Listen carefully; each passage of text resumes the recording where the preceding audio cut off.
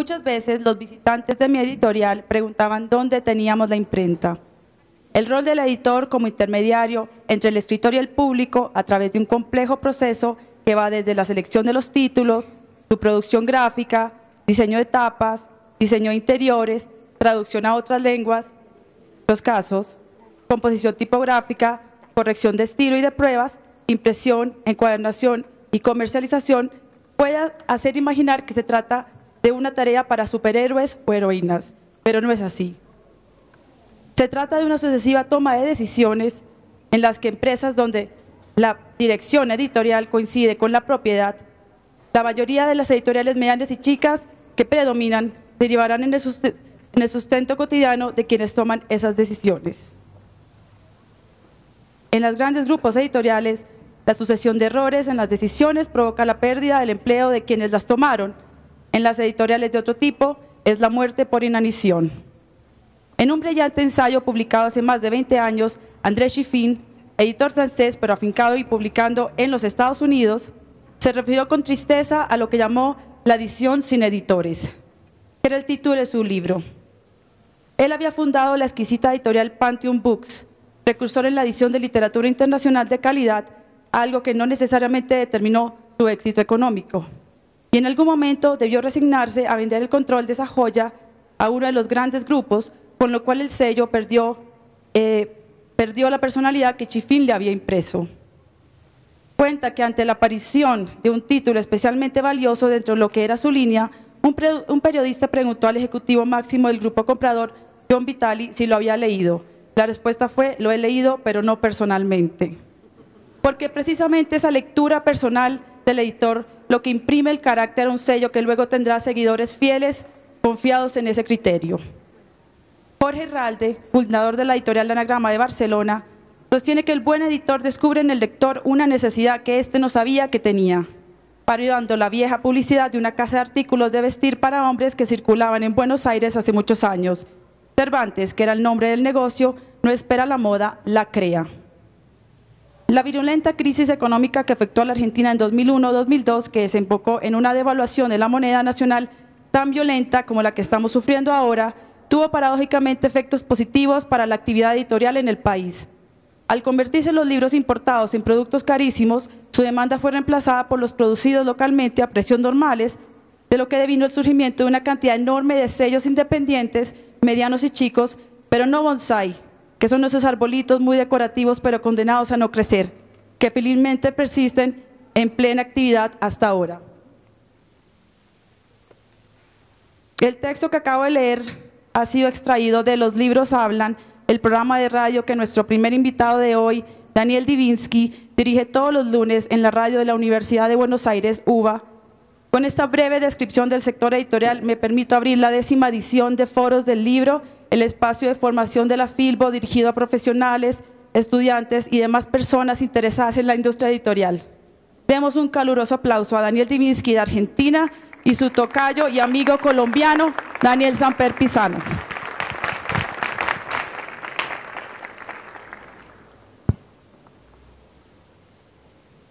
Buenas noches.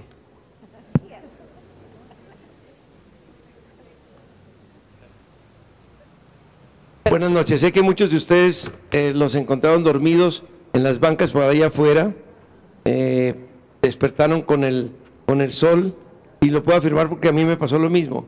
Yo anoche a las 8:30 estaba, por eso la voz, estaba presentando un libro y ahora estoy presentando a quien presenta libros.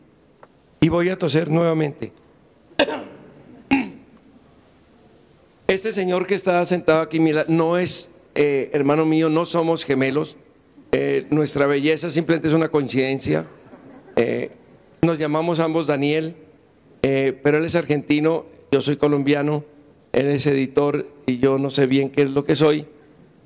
Nos identificamos en fútbol en algunos aspectos, ambos somos hinchas del Barcelona y del Santa Fe, por ejemplo, con más orgullo en este momento por el Barcelona, sin duda, que por el Santa Fe.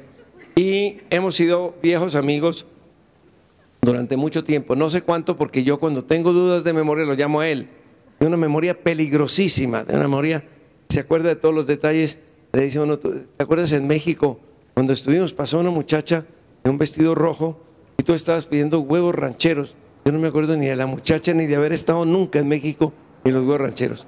La verdad que es una amistad muy satisfactoria para mí, pero muy peligrosa porque siempre te puede estar corrigiendo alguna mentira que digas.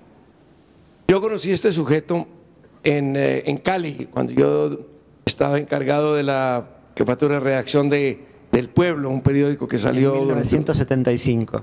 ¿Qué día? Era viernes. 1975. En esa época, cuando él llegó allí, era monotraficante. Él no era editor, traficaba con monos, con dibujos, con los dibujos de grandes humoristas argentinos como Fontana Rosa, como Brócoli, que luego falleció, y sobre todo traficaba con lo que para nosotros sería la Santa Marta Golden hace algunos años, que era Mafalda. Él fue el que llevó a Mafalda a los libros, el que empezó a publicar los libros de Mafalda.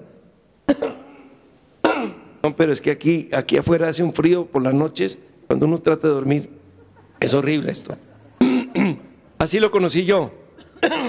Llegó con un cartapacio de dibujos de estos ilustradores argentinos que yo ya admiraba, con la idea de ofrecerlos al periódico. Fue una salvación para el pueblo porque todo lo demás estaba tomado desde el tío Barbas, todas las columnas y secciones de chistes, desde el tío Barbas hasta las columnas sobre economía del actual ministro Carrasquilla. No, Carrasquilla ya no es ministro, sí es ministro, ¿no? Sí. Y él llegó con estos dibujos, contratamos varios de ellos y no solamente fue un paso hacia la posibilidad de darle a los lectores del pueblo los nuevos dibujantes argentinos, sino hacia una amistad entrañable que Daniel, por supuesto, la compartía desde mucho antes con el negro Fontana Rosa, que fue pues como una especie de hermano, lamentablemente desaparecido hace poco tiempo y aún muy joven.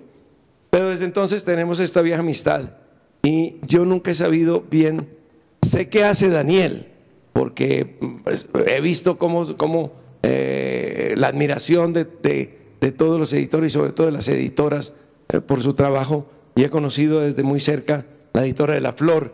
Es más, entre los grandes errores que han cometido me han publicado alguna cosa a mí, pero no sé bien qué es lo que hace, y más me confundo cuando se habla de editores, y sé que muchos de los que están aquí o son o quieren ser editores, y yo todavía no acabo de entender bien qué es. Por ejemplo, trabajé 50 años en El Tiempo y El Tiempo publica editoriales. ¿Quién escribe los editoriales? Uno diría los editores no, los editores no. Los editoriales los escribe el editor. Entonces, ¿qué hace? El director. Entonces, ¿qué hacen los editores? Los editores organizan la redacción, dan las pautas de la noticia, revisan un poco de material, de modo que es algo muy distinto. El editor, me da la impresión a mí, es distinto en la prensa que en el oficio de hacer libros, y por eso tengo una serie de preguntas para Daniel. He leído con mucha atención el introito y aún así tengo preguntas para hacerte. Tú me dirás cuándo quieres que te las haga, o si quieres leer algunas páginas o renglones antes, me lo dices también. No es el caso. La telefonista de un club de Buenos Aires tenía un cartelito que le había puesto a sus empleadores, que tenía que atender el teléfono y decir buenos días, buenas tardes, buenas noches, según lo que corresponda. Y ella atendía el teléfono y decía buenos días, buenas tardes, buenas noches, según lo que corresponda. Bueno, eso es lo que les digo a ustedes, dado el uso horario en el que han fijado esta actividad.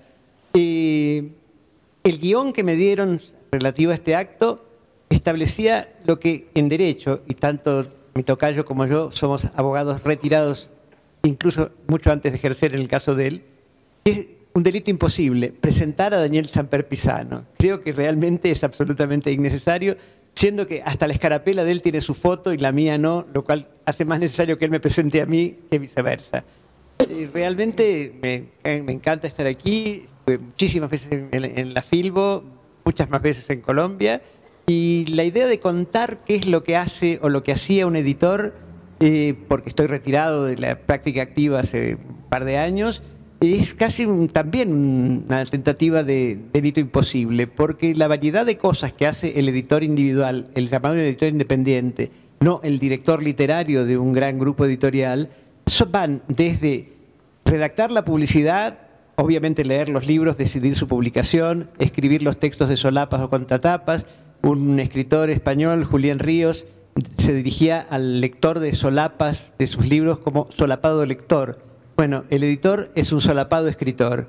O sea que sobre eso trataremos de hablar y de responder a lo que ustedes puedan querer saber y les sea útil. La edición es una tarea no necesariamente lucrativa. Hay una cantidad de editoriales que son involuntariamente sin fines de lucro, y creo que el editor, salvo que alguien me lo contradiga con pruebas, es el único fabricante de objetos que puede decidir fabricar uno totalmente convencido de que no se va a vender solo porque considera que es necesario que ese objeto cultural exista. Esto tiene algo de martirio, no es masoquista, pero cumple una vocación profunda que cada vez se va perdiendo más. Sigamos. Muy bien. ¿Qué hace un editor?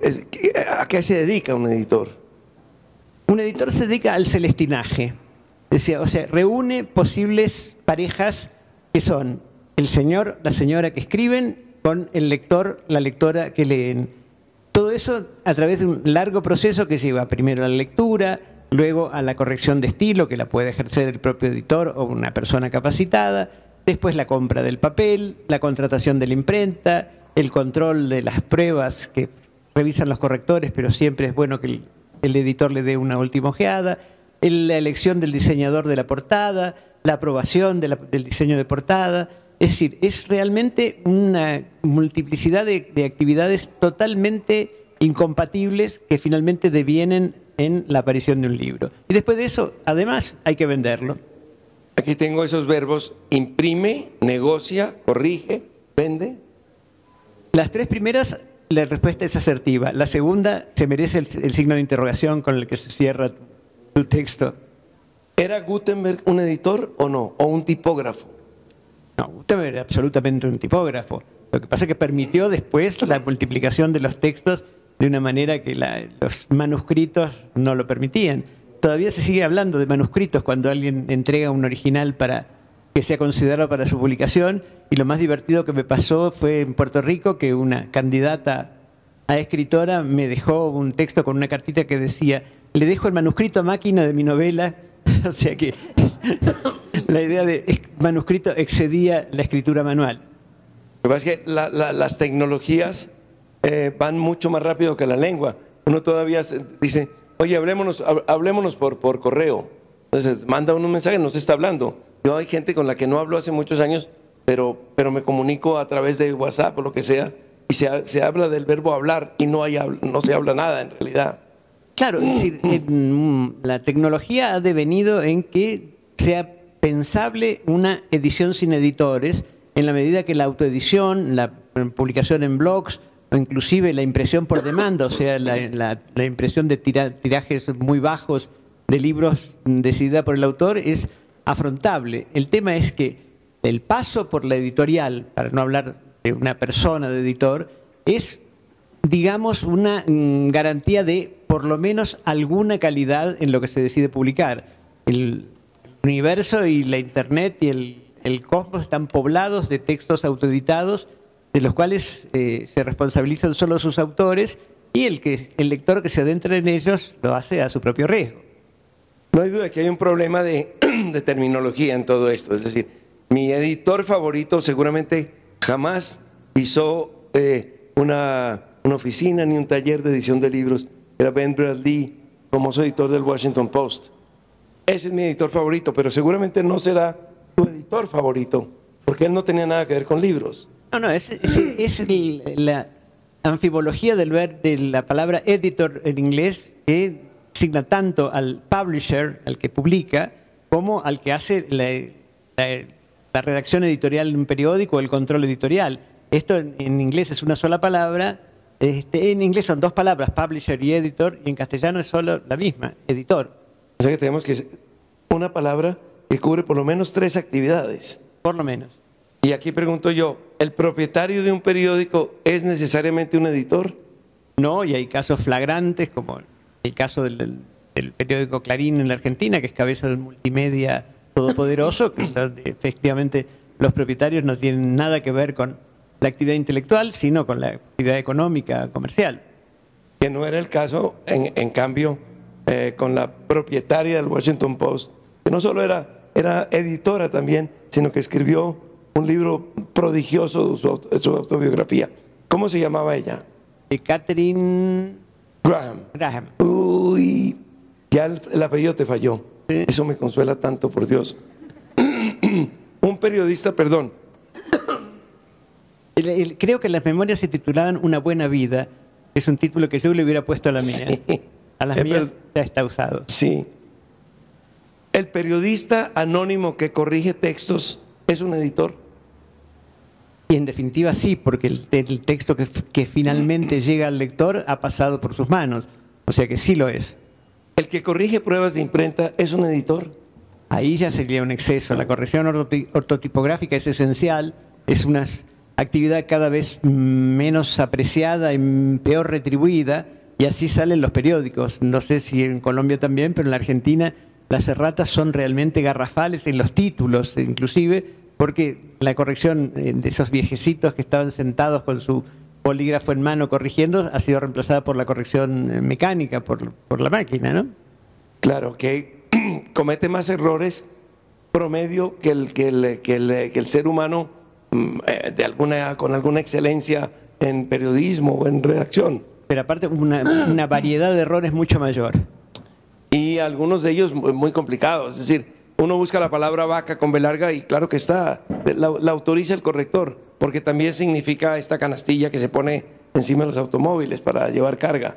De modo que no hay que confiarse nunca en ese editor. Y hacen muy mal aquellos que sin haber estudiado gramática, ortografía y todo lo que hay que saber para este oficio, creen que se pueden poner en brazos del corrector automático y salir adelante. No saldrán adelante. No, sin duda. Que está pasando también, estas son digresiones así como para que ustedes no se nos duerman tan temprano, con otras actividades. Por ejemplo, a mí me escandaliza cuando veo en la televisión, sobre todo, que dice periodista callejero, periodista ciudadano.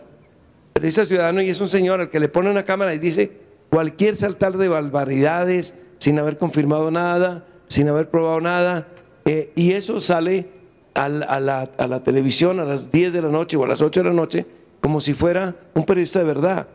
Un periodista ciudadano es una fuente de información para un periodista, como lo son tantas otras, el presidente, el obispo, un soldado, un policía, pero no es un periodista, es una fuente. Tomar esa declaración o esas noticias, entre comillas, que él está diciendo, y publicarlas como si fuera periodismo, es un engaño a la gente y es un peligro público. Es producto de la pereza del periodista. Es decir, el tipo que entrevista a una personalidad famosa le enuncia un tema y le dice, ¿alguna reflexión? Como si esa fuera la pregunta, y es para que el que trabaje sea el otro, para el que piensa sea el entrevistado. Y es lo mismo que ocurre, estamos viendo aquí a estudiantes de periodismo, ¿verdad? No les dé pena, alcen la mano los estudiantes. Hay 3. Cabe la anécdota. Es lo mismo que ocurre en periodismo con las redes sociales. El periodista antes salía y caminaba y buscaba la noticia. Decían Bernstein y Woodward, los de las investigaciones que tumbaron a Richard Nixon, famoso Watergate, que al periodista no se le conoce por los textos, sino por los zapatos. Si tiene los zapatos gastados, es un buen reportero. Significa que ha salido, ha caminado, ha buscado la noticia. Si no los tiene gastados, es porque estaba esperando que le llegara la noticia. Ahora uno puede ir a las salas de redacción, pedir que suban los zapatos. Parece un desfile de Ferragamo todo esto. Es decir, no hay un zapato gastado. Todos están sentados esperando que les lleguen las noticias a través de internet. Y entonces las noticias llegan porque hay gabinetes de prensa, que es otro mal. Puede ser bueno, pero es otro mal. Que consiste en que se entrega uno al gabinete de prensa lo que le manda el gabinete de prensa. No ha llegado lo que manda el gabinete de prensa. No, entonces cuando llega está la noticia. cuando eso es solo un comienzo de la noticia, una parte de la noticia. Donde nos dejemos caer en brazos de los gabinetes de prensa estamos perdidos. Ya ha pasado mucho con la farándula, cosa que pues en fin no importa mucho, ¿no? Y es que es imposible, y con el fútbol de multimillonario, y es que no se puede llegar a los personajes. Siempre hay que pasar por una cantidad de filtros, y un día Falcao te da un minuto en un baño, mientras él hace pipí, tiene uno que entrevistarlo. Y ese minuto entonces es todo lo que tuvo uno después de 15 días o 20 días de solicitud del gabinete de prensa. De manera que son un peligro los gabinetes de prensa, y cierro este paréntesis. Sí, yo digo que aunque los títulos de las convocatorias para actividades como esta son una engañapichanga, son realmente mentirosos, vamos a hablar un poco de libros. Te voy a preguntar, yo soy el orgulloso editor de 4 libros de Daniel Samper, 2 con ilustraciones de Fontana Rosa, El sexto puesto y Risas en el infierno, y una maravillosa historia de Lelutier, que se llama Lelutier de la L a la S, y una colección de crónicas, Mafalda, Mastropiero y otros gremios paralelos. Daniel ha sido el prologuista del Toda Mafalda, uno de los libros Caballito de Batalla de Ediciones de la Flor, que fue mi editorial hasta hace unos años, y además es un experto en Mafalda, ha detectado errores, contradicciones, apellidos que la gente no conoce. Podría ser el responsable de un interrogatorio sobre Mafalda. Cuando escribís libros de humor y cuando escribís novelas, Daniel, recordemos, autor de 2 novelas maravillosas, Impávido Coloso, y ambientada en Brasil, y más recientemente J. Caballo y Rey, una novela que yo diría que salgan de aquí corriendo y la compren, porque quien no ha leído no sabe lo que es la literatura hecha con gracia y con un tema maravilloso. Yo tenía un amigo muy fanático que cuando le gustaba mucho un libro me llamaba por teléfono y decía: ¿viste esas sectas religiosas que bautizan a los niños apenas nacen para que si se mueren no vayan al cielo y ya estén bautizados? Bueno, por si les pasa algo mañana, compren J. Caballo y Rey hoy y léanlo porque vale la pena. Tocayo, me estás haciendo poner colorado. Me estás Espacio haciendo poner de publicidad. colorado. Ha sido publicado esta extraordinaria editorial que él fundó y sostuvo durante tanto tiempo, y que tan buena será que ha sobrevivido a 4 títulos míos. Pero, sobre la pregunta, llegamos al punto del humor y los libros. El humor tiene un problema. La gente quiere ir, cree que los humoristas somos muy chistosos, algunos somos muy graciosos y ya está bien plantados. Pero otros no lo eran. Por ejemplo, Klim, que fue mi gran maestro del humor. Supongo que muchos de ustedes recordarán a Klim o habrán oído mencionar a Klim. Klim era un extraordinario columnista de humor político, un satírico maestro, pero no era una persona fácil, no se daba fácilmente, era un tipo muy tímido. ¿Qué ocurre también con nuestro querido amigo, el autor de Mafalda, Quino? Entonces, hay humoristas que no son animadores. Fontana Rosa decía eso. Fontana Rosa decía: a mí me invitan a una fiesta y estoy pensando cuándo se acaba, porque yo no soy animador, yo disfruto pero no soy animador. Pasa un poco entonces con los humoristas que creen que somos muy graciosos, y no todos lo son. Algunos lo somos, yo reconozco que sí, pero a la hora de considerarlos literatos o escritores, el humor es un factor en contra. Yo creo que uno de los grandes escritores, ojo, de los grandes escritores de cuentos que ha habido en América Latina en los últimos 50 años es Roberto Fontana Rosa. Los cuentos de Fontana Rosa, por el uso del lenguaje, por la estructura de los relatos, por los personajes que trata, son maravillosos. Son cuentos que en otro país seguramente donde los valoran más, como puede ser Estados Unidos, y casos de humoristas de Estados Unidos que escribían cuentos como O. Henry, debería estar en la lista de los grandes escritores latinoamericanos del último siglo. Sin embargo, como hace humor, se considera que el humor es menos interesante, cuando gracias al humor se han logrado producir novelas extraordinarias que van desde El Quijote hasta 100 años de soledad. Pero el humor es una desventaja en el momento en que ya tienen que fotografiarlo a uno e invitarlo a mesas redondas. Siempre lo llevan con otros humoristas, rara vez con escritores, por ejemplo. Y yo creo que en esa materia hay una profunda injusticia, porque esos textos de Fontana Rosa nos cuentan más sobre la Argentina actual y sobre la América Latina actual y sobre el mundo actual, que muchos otros que se han escrito con enorme seriedad y que han tenido presentaciones en la Filbo y en la FIL y en otras partes y en las cuales ha dado unas declaraciones muy solemnes el autor. Tú has sido editor y padre del humor en Argentina, tanto del gráfico como el escrito. Son famosas en la Feria de Buenos Aires los momentos de humor, las mesas redondas de humor de Divinsky, que ha reunido humoristas de distintos países y son uno de los grandes acontecimientos que se agotan las entradas desde meses antes para ir a la mesa de los humoristas.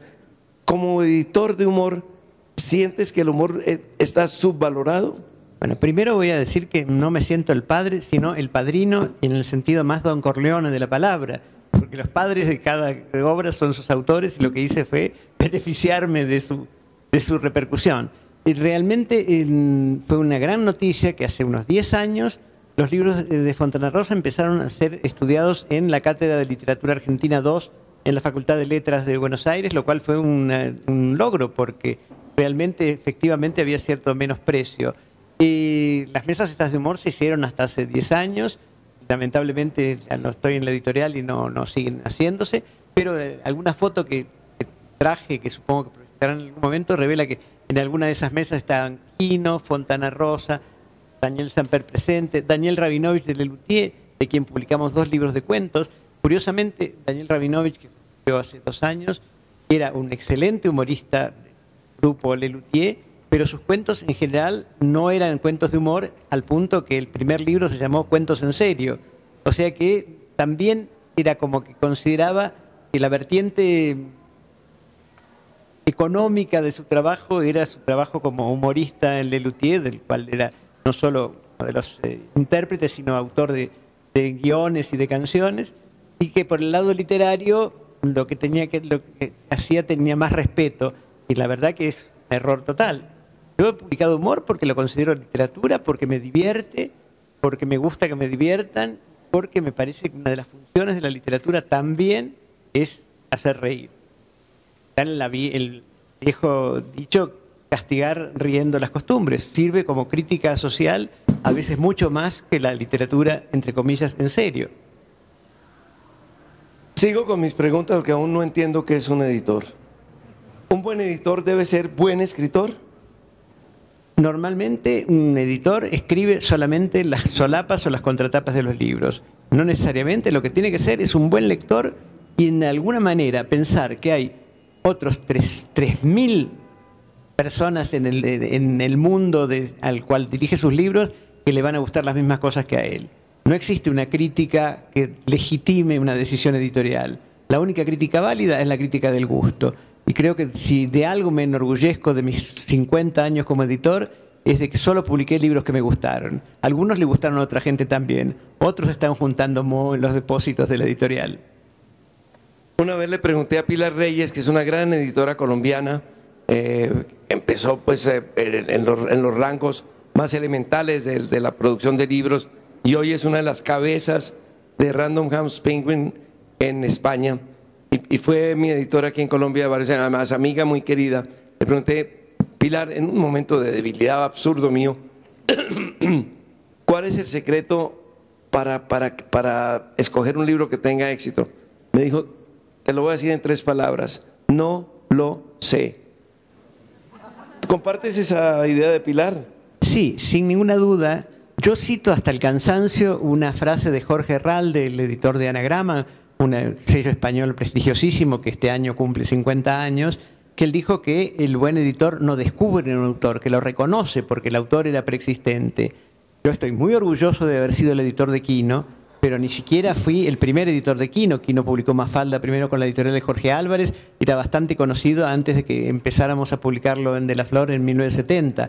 Pero sí me considero, y voy a usar la palabra en el mal sentido, descubridor de Fontana Rosa. Fontana Rosa dibujaba en un periódico político, pero en un cuando se puedario, de esos periódicos que aparecen cuando la gente que los hace junta el dinero para publicarlo, que se llamaba Desacuerdo, porque se había lanzado contra una propuesta del general Lanusse, que fue el último de los dictadores de la dictadura militar buena, entre comillas, que fue la del 66 al 73, que había llamado un gran acuerdo nacional. Quería que Perón, el caudillo que tenía la mayoría de los votos, se los prestara, hicieran un acuerdo con él para que él fuera el candidato civil en unas elecciones democráticas.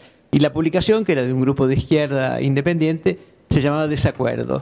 Y Fontana Rosa, desde Rosario, empezó a hacer dibujitos políticos ahí. Y dibujaba también en una revista de una provincia, de la provincia de Córdoba, una revista que se llamaba Hortensia, que tuvo una circulación de 200.000 ejemplares, algo muy extraño para una revista de humor de una provincia. Y entonces le mandé una carta por correo. En la época en que yo era editor, se mandaban cartas por correo, se escribían en papel, se les ponía un sobre, se les pegaba un sello, se ponían en el buzón. O sea, esto suena a arqueología, supongo, para la mayoría. Y Fontana Rosa contestó por carta y mandó un paquete de libros, una encomienda, de dibujos, perdón, de distintos tamaños, una cosa bastante difícil de armar. Y bueno, hicimos el primer libro que se tituló ¿Quién es Fontana Rosa? Porque efectivamente no lo conocía nadie. Entonces el libro se publicó con un cintillo en la portada que decía respuesta en página 3. En la página 3 él había escrito que él había nacido en Rosario, que vivía allí, que colaboraba con la revista Zoom, con la revista Hortensia, y que colaboraba con muchas más publicaciones comprándolas.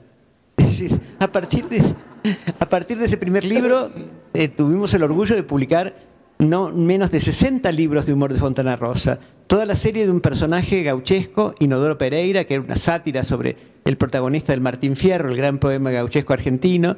Y cuando se le preguntó por qué había elegido un gaucho como protagonista de esa historieta que duró muchísimos años, él dijo que porque dibujar la pampa se hacía una rayita simplemente. Si hubiera elegido un personaje en la ciudad había que dibujar edificios, automóviles, calles, y era mucho más complicado.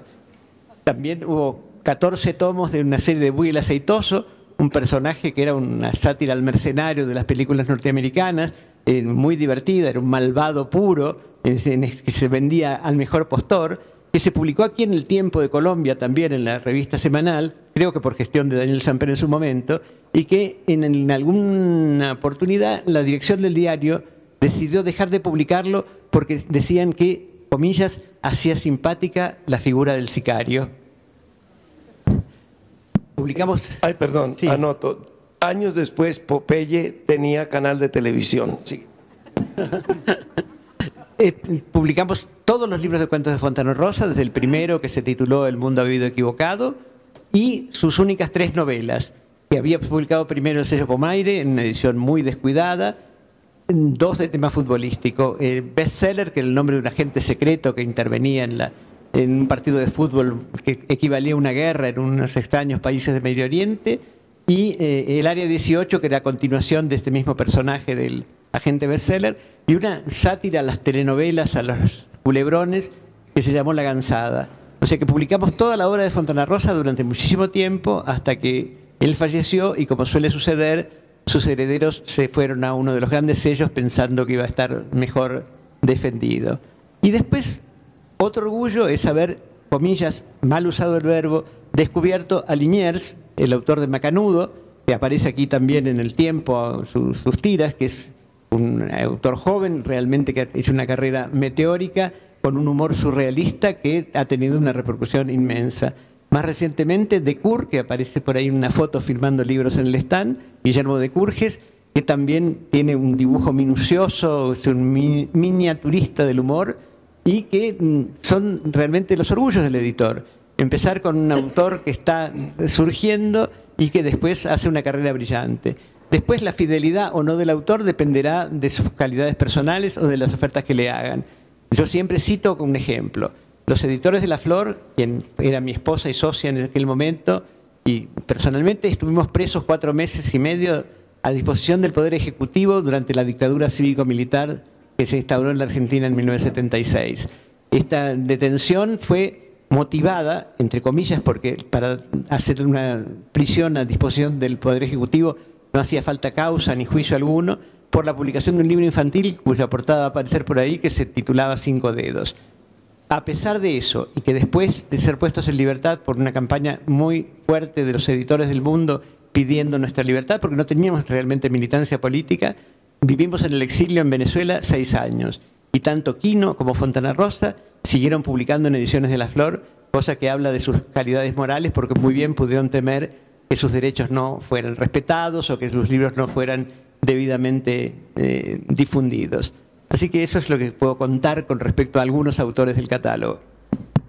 Voy a pasar a 5 autores sobre los que te quiero preguntar, pero antes de eso observo que cuando Daniel y familia tuvieron que salir de Argentina, estuvieron explorando a qué país podrían irse, y una barra de amigos trató de convencerlo de que viniera a Colombia.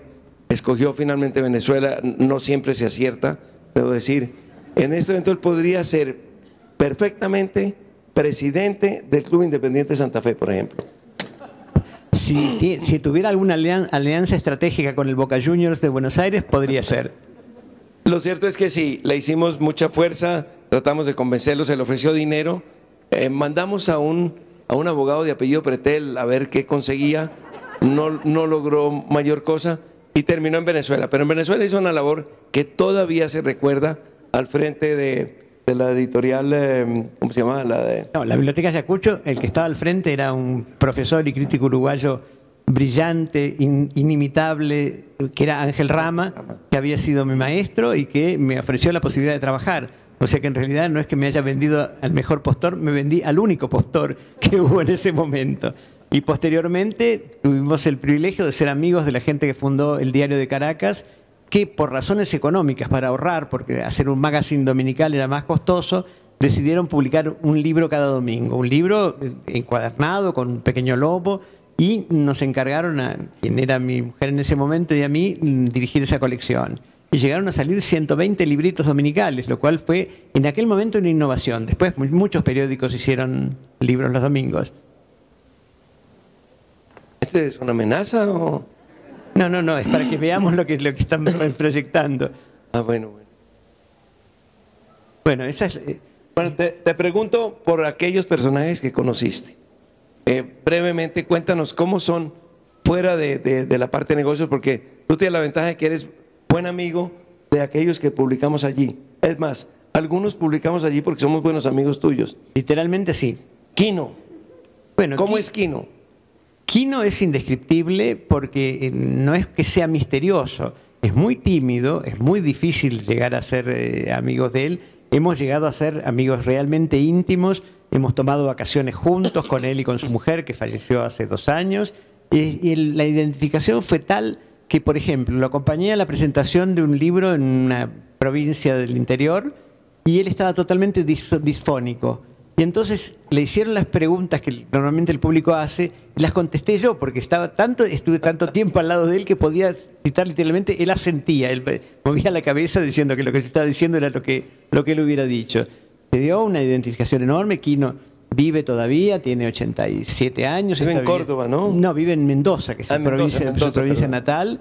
Tiene serios problemas de visión, está totalmente lúcido, pero ha sido un amigo de la vida. Y la editorial, que tuvo como mascarón de proa a Mafalda, sobrevivió a los años de exilio de los editores gracias a Mafalda, que se siguió vendiendo todo el tiempo.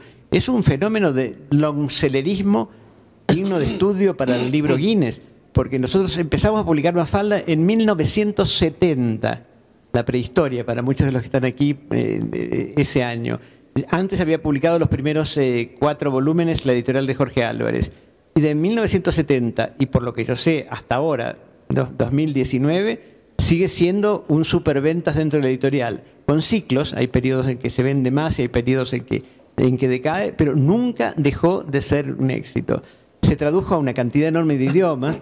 Cuando le dicen a Quino, le decían, bueno, Mafalda es conocida en todo el mundo, decían, no, en África no la conoce nadie, pero ahora se publicó también en inglés en Sudáfrica, se publica en China Popular y en Taiwán, se publica en Corea, además de todos los países que es razonable imaginar que tengan ediciones.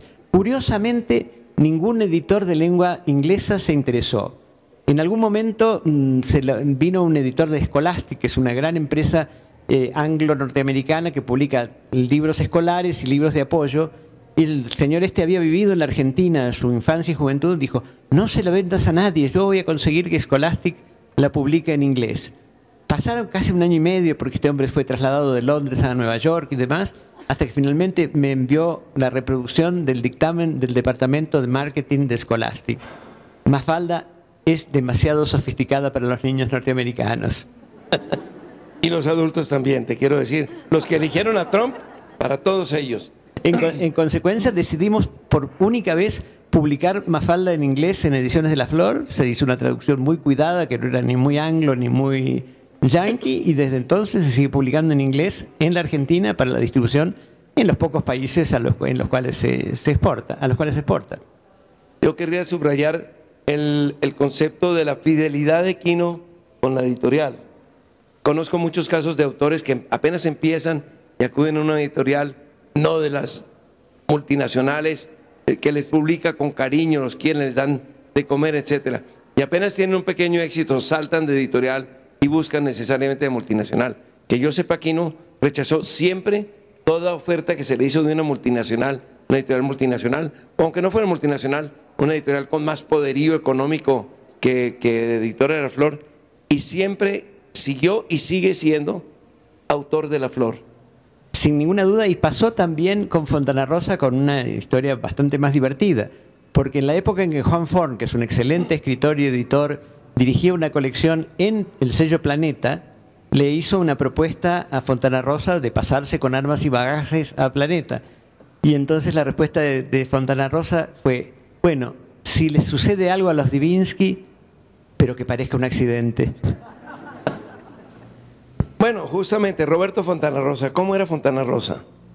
Algo hemos dicho, pero di un poco más. Bueno, Fontana Rosa era mucho más que un autor de la casa, era un amigo, era parte de la familia. Cuando decidió separarse de su mujer de muchos años y madre de su hijo, creo que fue la primera persona a la que llamó para contármelo. O sea, que se estableció una relación que excedía la relación profesional. Yo soy, como dije, fanático del Boca Juniors, él era totalmente fanático de Rosario Central. Por cierto, hoy a las 7 de la tarde juegan la final de la Supercopa, Rosario Central y Boca, y yo me lo voy a perder porque tengo que presentar un libro del CERLAC, pero bueno.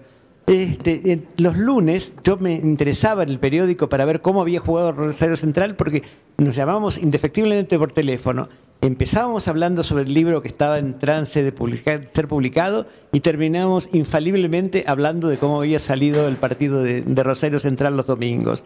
Era un tipo entrañable, un tipo sincero, un tipo que trabajaba el humor como un oficinista, en el sentido de que él se levantaba, desayunaba, leía muchos periódicos, porque buena parte de la información, sobre todo la que vertía en la caricatura cotidiana que publicaba en el diario Clarín, salía de la información del día, y luego se instalaba de 9 a 12 a escribir, almorzaba, dormía una breve siesta, seguía escribiendo en su propio estudio, ni siquiera iba a la casa, y en la tarde seguía escribiendo hasta las 7, en que indefectiblemente dejaba de escribir o de dibujar y se iba al Café del Cairo, que era el lugar de reunión de la Mesa de los Galanes, que fue el título de uno de sus libros y uno de los cuentos, donde se pasaban hablando tonterías durante horas con gran placer, bebiendo muy poco, bebiendo café, o sea que no era la tradición del artista alcohólico o consumidor de productos, pero realmente gran practicante de la conversación entre amigos. Fuera de eso, un personaje con una puntualidad asombrosa. Yo lo conocí las primeras veces, porque lo pude conocer 2 veces antes, en Buenos Aires. Yo viajaba a Buenos Aires, alguna cosa, y entonces le escribí, le dije: voy a ir a Buenos Aires, ¿por qué no vas? Y nos vemos. Él iba con frecuencia a Buenos Aires, aunque vivía en Rosario. Estaba muy cerca, estaba 3 horas en tren cuando había tren. Pero nunca cuando ese día jugaba Central. Él iba como un soldado a firmar libros en la Feria del Libro de Buenos Aires, en unas colas inmensas. Firmaba de lunes a sábado. El sábado en la tarde se volvía a Rosario para ver los partidos de su equipo. ¿Por qué crees que yo le tengo tanto respeto a él? Sin duda por eso. ¿Y por qué crees que me volví del Rosario Central y que esta noche estaré enfrentado al Boca? Bueno, pues él era de una puntualidad. Nadie es perfecto. Aquellas veces nos citamos en lo que llaman ellos la confitería, que es la cafetería del hotel, y digamos a horas horribles, 7 de la mañana, por ejemplo, como hoy. Y a las 7 de la mañana está ahí sentado, nunca nos habíamos visto. Y yo supe que era Fontana Rosa porque entró, además había visto su autorretrato, entró a las 7 en punto. ¿Cuántas veces nos citamos? Entró a la hora en punto. A mí me gustan esos creadores locos que cumplen. Hay otros creadores locos que no cumplen y tienen una fama estupenda de locos, no. A mí me gusta el loco que cumple, me encantan. Que sea loco pero que cumpla.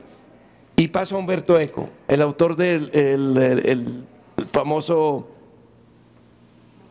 El autor del famoso El nombre de la rosa. Nombre de la Rosa. Bueno, fuimos editores de Humberto Eco para Latinoamérica mucho antes de que publicara El Nombre de la Rosa, porque iniciamos en la década del 70 del siglo pasado una colección de libros para niños que se llamó Libros de la Florcita, donde decidimos buscar cuentos para chicos escritos por autores que normalmente no escribieran para niños. En esa época, y los mayores tal vez lo recuerden, los cuentos para niños eran bastante tontos, es decir, trataban a los chicos como idiotas y no como adultos pequeños. Y entonces pensamos que escritores que normalmente no escribían para niños los iban a tratar como lo que eran, pequeños lectores. Y así empezamos una colección que empezó con un cuento de Ray Bradbury, La niña que ilumina la noche. Publicamos 2 cuentos de Eugenio Ionesco, el autor teatral francés. Y en medio de todo eso vimos que había 2 cuentos de Humberto Eco para chicos. Uno se llamaba Los 3 astronautas, que era una especie de canto a la unidad en la diversidad. Había 3 cosmonautas de distintas nacionalidades que se encontraban en la Luna y no se entendían porque hablaban distintos idiomas, pero finalmente había un gesto que los identificaba. El libro me gustó tanto que hasta yo no tenía un italiano perfecto, pero me tomé la tarea de traducirlo porque me daba gran placer ser traductor de Humberto Eco, que todavía no era el Humberto Eco que sería tan conocido después. Y tenía otro que se llamaba La bomba y el general, que no nos atrevimos a publicar porque temimos que fuera interpretado como una alusión a la dictadura argentina. Y bueno, de ahí se desarrolló una relación sumamente cordial. Cuando vino a Buenos Aires ya habíamos coeditado con Lumen, que era la editorial española que tenía los derechos mundiales en castellano, El Nombre de la Rosa, que fue un superventa. ¿Terminó el round? No, el alcalde Peñalosa está abriendo una avenida en estos momentos por acá. ¿No lo podría dejar para dentro de 20 minutos? No, necesita acabar todo rápido. Bueno, y se desarrolló realmente una relación muy cordial con él. Cuando vino a Buenos Aires, vino invitado por una asociación de amigos de la Universidad Hebrea de Jerusalén para dar unas disertaciones sobre la cábala, que era un tema que a él le interesaba mucho, pero al mismo tiempo gozamos de él en algún momento. Justamente lo fui a esperar al aeropuerto porque había un error en la hora del vuelo y era la única persona que lo estaba esperando. Quería ver el partido de Italia-Bélgica del Mundial de ese año. Recordarás mejor que yo qué año fue. Y quería ver a Lelutier, cosa que lo llevamos. Lelutier le hicieron desde el escenario un homenaje. Ver un espectáculo de tango. Y realmente se estableció una amistad en la medida en que puede hacerlo con una persona que tenía tan diversas actividades. Es decir, él cuando llegó a Buenos Aires venía de estar en el Caribe haciendo una especie de trabajo de campo para lo que sería su novela La isla del fin del mundo. Como venía del trópico, cuando llegó, las señoras de esta asociación de amigos de la Universidad Hebrea le regalaron un suéter muy abrigado. Y entonces el momento que se iba, yo lo fui a despedir al hotel y me dijo: guarda, Daniel, estas señoras me regalaron este suéter que es demasiado abrigado, es grande y no me gusta. Y me regaló el suéter que se lo regalé en aquel entonces a mi cuñado. O sea que esa es la relación íntima con Humberto Eco. Lelutier. Bueno, de Lelutier fui siempre originalmente... parece que empieza el round 10 porque han levantado ahí un número 10. ¿Quedan, ¿llevamos 10 minutos o quedan 10 minutos? Bueno, o sea que ahora hay que ganar por nocaut, porque si fuera por puntos perdemos. Sí. Ahí, así estuvo el Barça y terminó muy bien, no te preocupes. Bueno, terminamos con Eco más o menos con esto. Editamos también el péndulo de Foucault. De Lelutier me fui haciendo amigo a través de la relación con Daniel Rabinovich, a quien conocía de la Facultad de Derecho. Daniel Rabinovich, con toda su gracia y todo su estilo peculiar, era notario, había estudiado Derecho. El notariado es una carrera de menos años en la Escuela de Derecho y había sido compañero mío en la facultad, así que la relación vino por ese lado. Como consecuencia, bueno, fui un adicto a Lelutier desde el comienzo y nos autorizaron en su momento a publicar una especie de biografía autorizada del conjunto, muy ilustrada, que se nos ocurrió que la única persona que podía hacerla era mi tocayo Samper aquí presente. Samper, aunque tal vez muchos no lo recuerden, fue luthier en una ocasión en Bogotá, reemplazó a uno de los miembros vistiéndose de smoking y demás, cosa que él contaría con mucha más gracia que yo. Y de ahí se estableció una relación permanente que llevó que también Daniel Rabinovich nos presentara su primer libro de cuentos, Cuentos en Serio, que se publicó, y luego un siguiente libro de cuentos. Así que la relación siguió durante todo el periodo de auge de Lelutier. Me parece que nos quedan 7 minutos y aquí tengo que preguntarte por un personaje. Yo no sé si finalmente publicaste algo de ella o no, pero yo le tengo un cariño especial y creo que los de mi generación, y hay varios aquí, también lo tienen, que es Violeta Parra. ¿Tú la conociste? ¿Hablaste con ella? Sí, conocí. No sé si publicaste algo de ella. Publiqué, efectivamente, sí, las décimas de Violeta Parra, un libro de Alfonso Alcalde, llamado Toda Violeta Parra, que era una biografía de ella, ilustrada con sus tapices, sus arpilleras y con sus décimas y canciones. La conocí en el año 1962, ya están imaginando que tengo 100 años, no tengo 100 años todavía, es decir, había sido becario de la universidad unos cursos de verano en Chile y su hijo Ángel Parra, que falleció recientemente, nos invitó a su casa a comer unas empanadas que la madre preparaba y a cantar. En el momento de llegar nos recibió en la puerta. Yo usaba gafas en ese momento, no las uso desde que me operé de cataratas hace un tiempo. Me dijo, quítate las gafas. Me miró a los ojos y dijo, puedes pasar. O sea que te examinaba, te escrutinaba a ver si realmente eras... Tu cara le permitía considerar que eras confiable como para estar... Bueno, fue una noche inolvidable. Después ella fue a Buenos Aires y con un grupo de amigos nos ocupamos de conseguirle un teatro para que actuara. No era nada conocida en esa época. La llevamos a un programa de televisión de un peruano que fue muy famoso, Hugo Guerrero Martínez, y entonces cantó una canción, Arriba quemando el sol, que era una canción sobre los mineros tremenda. Terminó de hacer ese programa en vivo y el programa recibió una cantidad de amenazas. Le dijeron a Guerrero Martínez, te diste, peruano miserable, dijeron otra palabra, te diste el gusto de hacer el programa comunista que siempre quisiste hacer. O sea que la relación con Violeta fue así. Y otro autor entrañable de la casa, que fue realmente un amigo, fue Vinicius de Moraes, el cantautor, que publicamos toda su obra por primera vez en castellano. Bueno, creo que ya estamos con el tiempo para que la gente pueda participar. No, sí. No. Que participe después, porque tengo una última pregunta y necesito que me digas si es verdad que el mayor enemigo del editor es el agente literario. Hay un libro de Mario Muschnick, que fue un editor brillante, que ahora ya está muy viejito y vive en Madrid, que tiene un título significativo. Lo peor no son los autores. Y es cierto, lo peor no son los autores, son los agentes literarios y los herederos de los autores, que siempre fantasean con unas ventas que no son reales. Es decir, había un maravilloso humorista gráfico, Calé, que cuando murió muy pobre le dejó a su mujer un armario repleto de dibujos y le dijo, esto que te dejo es oro en polvo. Cuando quisimos publicar un libro de Calé, su viuda creía que realmente era oro en polvo y pidió un anticipo totalmente delirante. Por suerte tenía hijos razonables y conseguimos publicar ese libro que se llama Buenos Aires en camiseta, que es un retrato de la Buenos Aires de los años 50, 60 del año pasado, realmente incomparable, es sociología con humor. Yo estoy esperando que Chabela me saque el de los 5 minutos para dar paso al público. No, es decir, organicémonos, Chabela, por favor. Explico brevemente. 5 minutos. Explico brevemente qué son las fotos que están ahí, que están viendo. Este libro 5 dedos es un libro de una editorial alemana cuyos derechos yo compré en la feria de Frankfurt, que es la feria, no es una feria como la de Bogotá o la de Buenos Aires, no es una feria de venta de ejemplares, sino de derechos de traducción. Compré este libro que era de un colectivo editorial de Berlín Occidental, lo publicamos en la otra colección infantil que teníamos, el libro en flor, que eran libros para niños muy pequeños con ilustración. Era simplemente una versión de la fábula según la cual la unión hace la fuerza. Había una mano cuyos dedos estaban siempre separados y que eran enfrentados por una mano verde que los maltrataba y los torturaba, hasta que finalmente descubren que los 5 dedos de una mano forman un buen puño y se defienden.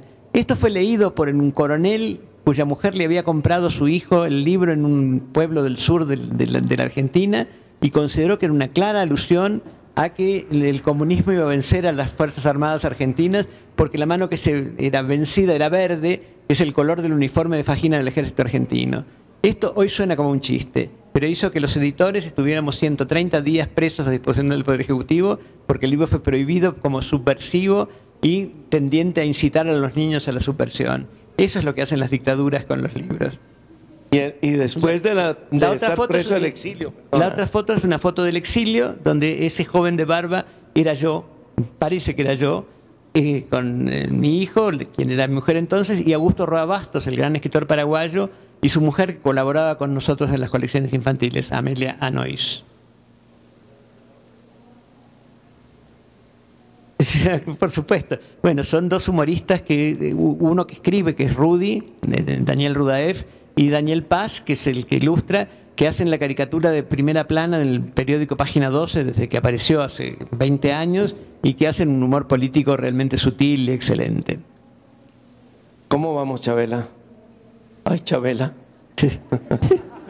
Nos quedan minutos para... Sí, no, creo que mejor que pasemos a que la gente pregunte algo, porque si no es un protagonismo. A ver, tú escoges.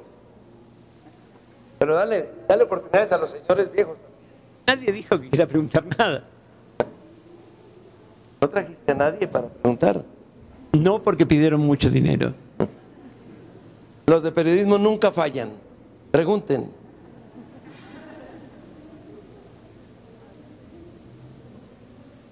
Ahí hay una señora al fondo.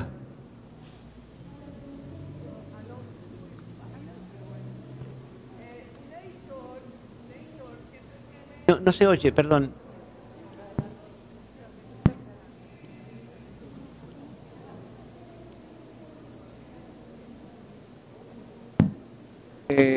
No, la señora viene, muy amable, muy amable.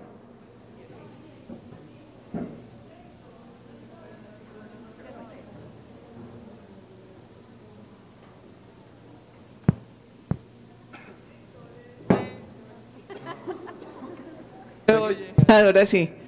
Gracias. Quita la pata. Primero que todo, es un placer escucharlo en vivo y en directo. Me parece que es un lujo para quienes estamos en el mundo del libro. Un editor siempre tiene un momento en el que decide ser editor y no ser escritor o no ser del mundo de las lentejuelas, sino quedarse finalmente en el atrás, en el backstage. O sea, ¿cómo fue esa decisión para usted? Uno. Y dos, un editor siempre tiene también como una línea muy clara en su catálogo, es como su obra de arte. Nosotros conocemos su obra de arte, pero ¿qué piensa usted de ella ya vista en retrospectiva? Yo era abogado, muy a disgusto, y había dirigido una colección de libros dentro de la Escuela de Derecho que publicaba el Centro de Estudiantes. Eran libritos pequeños que tenían lo que nosotros llamábamos los chismes de los profesores. Había profesores que les interesaba mucho un tema sobre el que preguntaban siempre en los exámenes, pero no tenían escrito todavía un libro al respecto y no había dónde estudiarlo. Entonces el Centro de Estudiantes consiguió el patrocinio de una editorial jurídica que tenía su local en la facultad y publicaba varios libros de profesores de la facultad breves sobre sus temas, el contrato de fletamento, la propiedad horizontal, que en ese momento era original, y cada tanto nos permitía meter algún libro político. Era un centro de estudiantes independiente, pero de izquierda. Así que ahí me empezó mi relación con el papel impreso, con las pruebas de imprenta, con algo que suena ahora a arqueología, el linotipo, el plomo fundido de la tipografía. Cuando decido fundar la editorial, en realidad había decidido poner una librería, porque estaba realmente muy aburrido de la profesión de abogado, que no me satisfacía en absoluto. Pero el capital que juntábamos con quien era mi socio en ese momento eran $300 y no alcanzaba para pagar el anticipo de la renta de un local para librería. Y entonces un amigo editor para el cual ya había hecho trabajos amateur, Jorge Álvarez, dijo: ¿y si me asocio con ustedes, yo aporto mi crédito y ponen una editorial? Y así nació Ediciones de la Flor. Yo siempre cito a un editor italiano con el que me identifico, que soy editor porque mi curiosidad supera mi profundidad. Y creo que la prueba de eso es mi catálogo, que es lo que se llamaría en español castizo un batiburrillo. Es decir, creo que buscar coherencia dentro del catálogo sería una tarea ímproba si alguien alguna vez la cometiera. Publicamos, la editorial era tan difícil de identificar políticamente, como era difícil de identificarme políticamente a mí y a mi socia en su momento, porque no teníamos realmente ninguna militancia. Figuramos en un libro que se llamaba La Red y la Tijera, que denunciaba a las editoriales que dependían del Servicio de Información en los Estados Unidos. Y aparecimos en otro libro que se llamaba La Patria Peronista, de un periodista siniestro, Roberto Aiscorbe, como una editorial que era parte del aparato del Partido Comunista. Por supuesto, no éramos ni una cosa ni la otra. Así que no sé si esto responde la pregunta.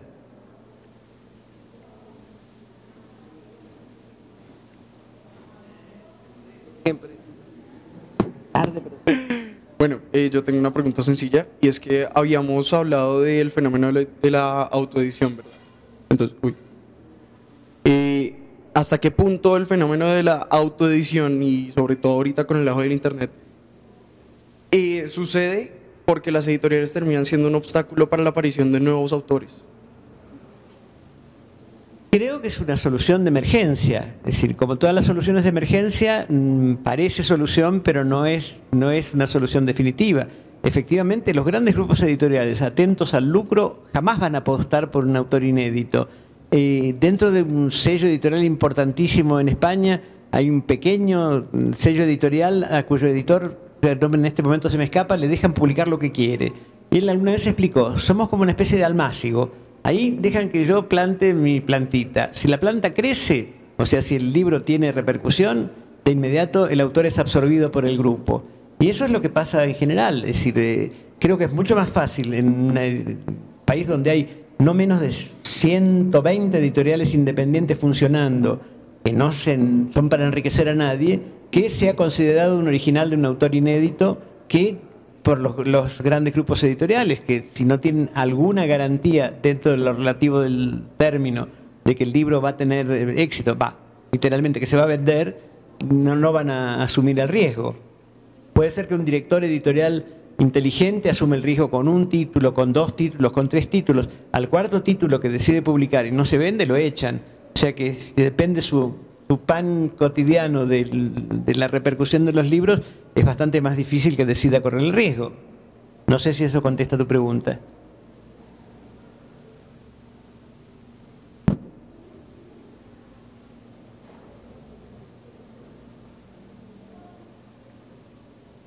Buenos días. Mi nombre es Cielo Villamil, soy correctora de estilo. Y mi pregunta va a eso. ¿De qué manera se puede visibilizar y darle la relevancia al trabajo del corrector en el mundo editorial? Para muchos autores decirle que su trabajo va a ser corregido, va a ser pasado a un corrector de estilo, es una ofensa. Entonces, ¿de qué manera el corrector de estilo va a tener o puede tener un poco más de relevancia dentro de este proceso editorial? Hay dos situaciones diferentes. Dentro del mundo editorial de los Estados Unidos, por ejemplo, los grandes autores tienen su propio editor, que es su corrector de estilo y mucho más, con el cual discuten el original antes de que se comience el proceso de edición. O sea que hay una labor fundamental en la cual el editor le sugiere correcciones, supresiones, adiciones, aclaraciones, y creo que en general se menciona el nombre de este editor en la edición. En Latinoamérica creo que lo más que se puede obtener en el momento es que en la página par donde están las legales del libro se mencione edición a cargo de, y después si el autor es generoso y sincero lo menciona a su corrector de estilo entre los agradecimientos. No es habitual que suceda. Pero es verdad que llega a ser tan importante la relación personal entre el escritor y quien hace las veces de editor de estilo, digamos, que muchas veces, como hace un futbolista con el que le prepara los entrenamientos, se marcha con él. Yo suelo pedir siempre determinada correctora de estilo para los libros míos, porque ella sabe dónde necesita poner mucho ojo. Yo sé qué cosas no necesito esmerarme demasiado porque ella lo va a hacer. Las comillas acostadas o levantadas, eso se lo dejo a ella, pero eso es una relación ya personal prácticamente. Ahora, ayuda a la relación personal que sea mi cuñada, lo reconozco, pero varios de mis amigos la exigen también cuando ellos firman un libro, dicen, firmo el libro, pero mi correctora de estilo será fulana de tal. aunque haya un corrector de estilo o varios en la editorial. Y creo que cada vez más los editoriales lo aceptan así. En mi caso, yo fui el corrector de estilo de Fontana Rosa con gran aceptación por su parte, pero con un grado de responsabilidad tremenda, porque el negro, que sí lo llamábamos en confianza, nunca volvió a revisar los materiales que habían sido editados por mí, lo cual creaba una situación tremenda. Su último libro, su libro póstumo, que dictó porque ya no estaba en condiciones de escribir, tuvo un editor de lujo, como se dijo recién, que fue mi tocayo Daniel Samper, porque efectivamente los cuentos eran brillantes en su contenido, pero tenían reiteraciones, personajes que aparecían y desaparecían, pero realmente la obra era de Fontana Rosa y ahí la corrección de estilo de Samper fue esencial. En uno de los libros del negro había un cuento que me pareció maravilloso, donde en la ciudad de Rosario, donde él vivía, que es un puerto, pero un puerto marítimo porque el río es muy ancho, llegaban sampanes de Oriente y barcos de todos los países y había una red de túneles que conectaba el puerto con los prostíbulos y el tío Enrique siempre traía regalos que venía de viajes. Entonces un día lo llamé por teléfono y dije, negro, el cuento de este tío Enrique es la base de una novela, ¿por qué no lo dejás para desarrollarlo? El negro era tan perezoso que un par de días después me llama y dice, ¿sabés? Tío Enrique es la base de una novela que no voy a escribir nunca, publicalo así.